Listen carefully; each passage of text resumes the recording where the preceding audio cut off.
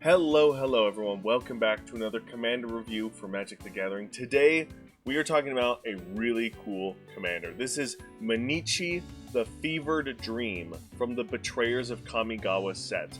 It is a legendary spirit. It has a power and toughness of 1/2, and it has a mana value of 3, 2 generic and 1 red. And then it has this very cool and interesting and unique activated ability. For 1 and a red, switch each creature's power and toughness until end of turn. So, not counting your opponent's creatures and your creatures, you can easily, for 2 mana, make this a 2/1 rather than a 1/2. Bear in mind that you do affect the entire table when you use this ability, but there are some great cool things that we're going to do with this commander, which is a lot of fun, especially because it is a red commander with a weird toughness matters ability that we're going to take full advantage of, and I can't wait to get into it. A couple things rules-wise that you need to know before playing this commander. First off, effects that would switch a creature's power and toughness apply after all other effects, regardless of when those effects began to apply. For instance, if you target a 1/2 creature and give it +2/+0 later in the turn, it's a 2/3 creature, not a 4/1 creature. So when you are applying effects to a creature, it is applying the power toughness, right? Like, for example here, this is saying you're casting a spell or something that targets the creature, and it gives that creature +2 power, +0 toughness. That does not stay when the creature switches its power and toughness. You have to think of it like this. If we were to change these around, instead of it saying 1/2, it said P and T for power and toughness, right? When you use Mannichi's ability, and this is important to explain now because this will help explain a lot of the deck ideas in just a second. When you switch the power and toughness, you are quite literally switching that P and T. You are switching places with them. So the T is now over here, where the 1 was. That 2 is now over there, the P, or the T. And the P, the 1, the power, is now where the toughness usually goes. You are literally switching them places, but those letters stay the same. This is still P, and this is still T. They're just not in the same spot anymore. You've literally switched them places.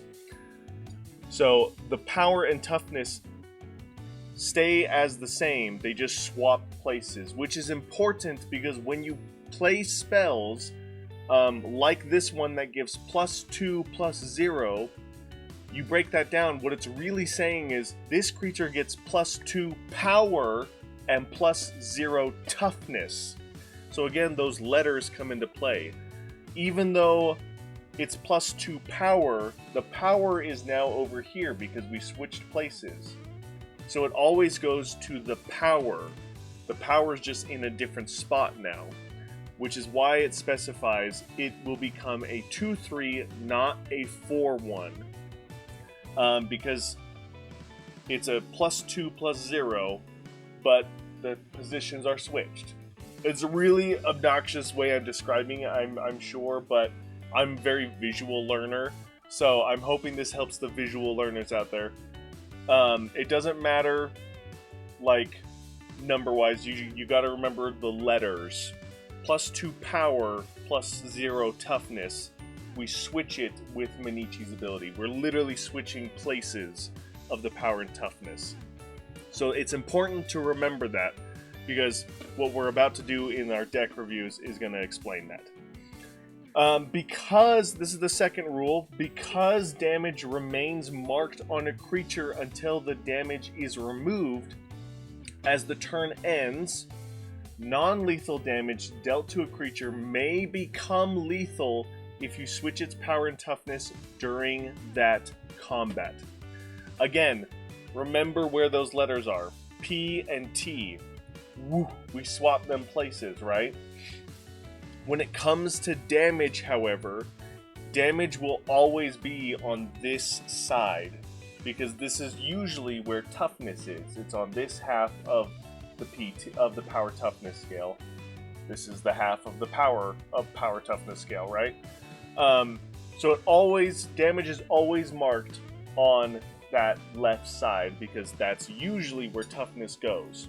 So what this rule is implying is when damage is dealt prior to the activation of the ability, or even after the activation of the ability, damage may become lethal because you still mark the hypothetical 5 damage over here, right? And it's currently a 5-1, right? Power 1, toughness 5. If you deal toughness 6, sorry, because we're doing 5 damage over here. Let's say we burn this creature for 5 damage, so now it's a 1-1, right? If you were to use Mannichi's ability after dealing the 5 damage, and you made it a 6-1, this 5 damage stays over here, and now is lethal damage for the creature. The same is true for the inverse of that. If you use Mannichi's ability, creature's power and toughness until end of turn.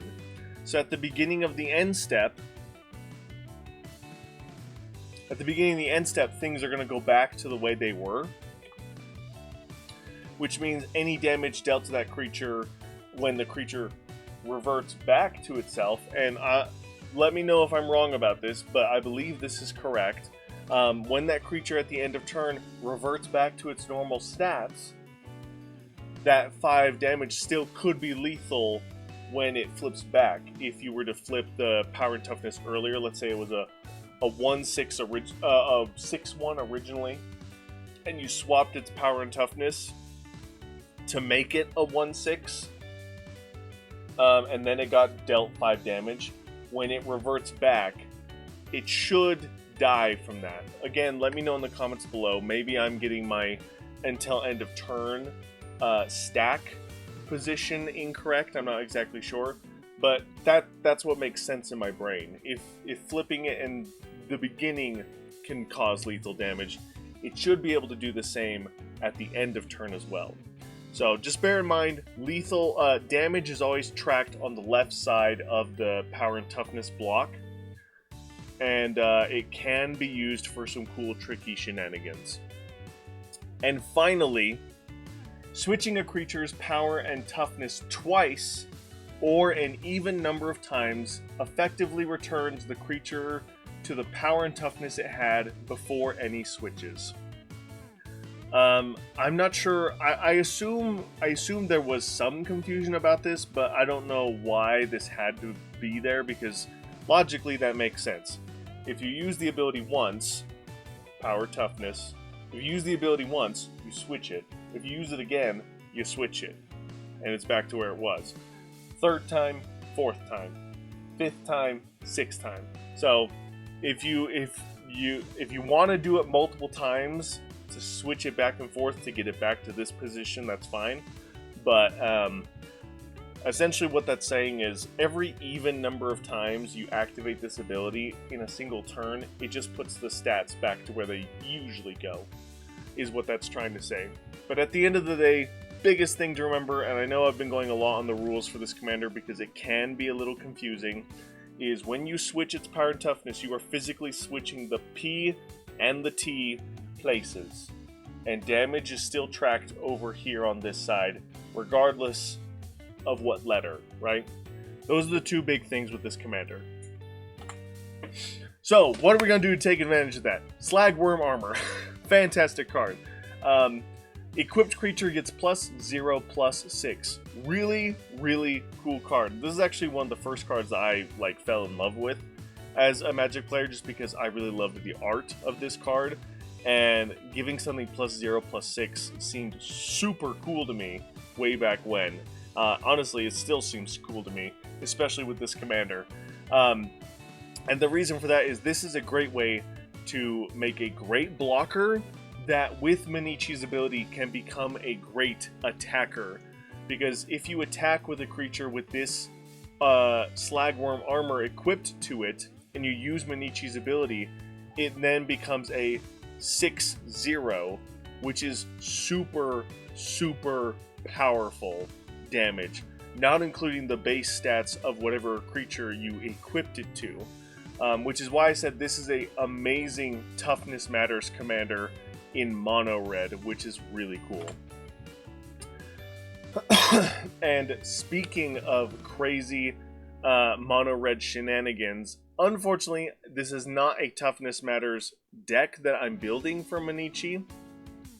In fact, Mannichi is actually going in a Power Matters mono red deck, because one of the things that Power Matters, especially in the deck that I'm building, will struggle with is I want to play fast and aggressive. So I am going to play with a lot of cards that have this crazy scale of power toughness, like 4-1 that you see with Wall of Razors.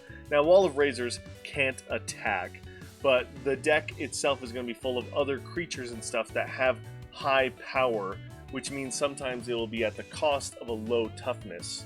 So Mannichi is actually in this deck because it's an aggressive deck that has spells and abilities that care about having a high power. But Mannichi is in there as a backup to that plan, because if something goes wrong and someone's trying to destroy or burn, not destroy, but deal damage and burn out my creatures, I can use Mannichi's ability to swap those stats and protect my creatures more effectively, and maybe even eliminate my opponent's creatures by switching their power and toughness as well. A popular deck idea on EDH Rec is, of course, a mono-red Toughness Matters deck, which I think is absolutely amazing that we have a commander for big butts, which is super cool. Erratic Cyclops already starts as a 0/8. I know it gets more power as you cast instants and sorceries, which is really cool. It's also a great way that it can defend itself if need be, because if you play enough instant and sorceries to make that more than 8, and then you flip that around to protect itself from taking a lot of damage or something like that. Belby's armor is really cool in this, because that is a really awesome toughness boosting card. Just bear in mind that if you do Belby's armor, it does give -X to the power, so you want to be careful not to make your power less 0 or less, because if you do make it 0 or less and then you swap the power and toughness, that will count as the creature dying, because its power is in the toughness spot, which is where it tracks all the hits and everything. So by the rules of the game, if it's at 0 because of Belby's armor, it will die. So bear that in mind. You want to make sure you spend enough mana to reduce the power to 1. But you can do some crazy stuff with Belby's armor. And one of the best things you can do with this deck is, because you're going to have a lot of 0 or 1 or 2 power creatures with really big toughness, you can use things like Break Through the Line, or there are creatures that do this. Essentially, creatures with power 2 or less can gain haste and can't be blocked this turn. Stuff like that. Absolutely cool, because now you have an unblockable army that you can use Mannichi's ability for to then swap and deal massive amounts of damage without being blocked. Really, really, really cool. And then lastly, if you are like me and you're going to use Mannichi kind of as a defensive creature where you're trying to protect your board state from dying to board wipes or damage dealing things, whatever it might be, as long as it's damage related, this could be a fun Pillow Fort commander. And whenever I think of Pillow Fort lately, I think of building a Monarch deck, an Initiative or Dungeon Delving deck, or a Stop Hitting Yourself deck with like traditional Pillow Fort mono red shenanigans, which you can easily do in mono red. We already have a mono red Pillow Fort commander in Kazul, if I'm remembering that's his name. But really cool stuff, really cool archetype. You can play a blend of these. You can throw Goad into this deck and kind of make it a defensive pillow fort but goad your opponents to fight each other kind of strategy, and take advantage of the Monarch and the initiative and really outvalue your opponents with your crazy defensive shenanigans. And that is going to do it for Mannichi the Fevered Dream.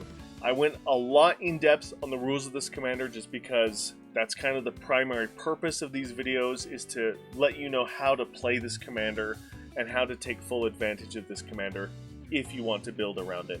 Speaking of building around it, lots of different deck ideas you can build around this commander because it's so unique, it's so niche for being mono red, but it cares about swapping the power and toughness of all the creatures in play. You can go so many different routes with this commander, and it is really, really cool to see what people have come up with. Especially on EDH Rec is a great source to find these deck ideas. And it has a lot of deck ideas. So it has the ranking of S. There's at least 10 or more deck ideas for this commander.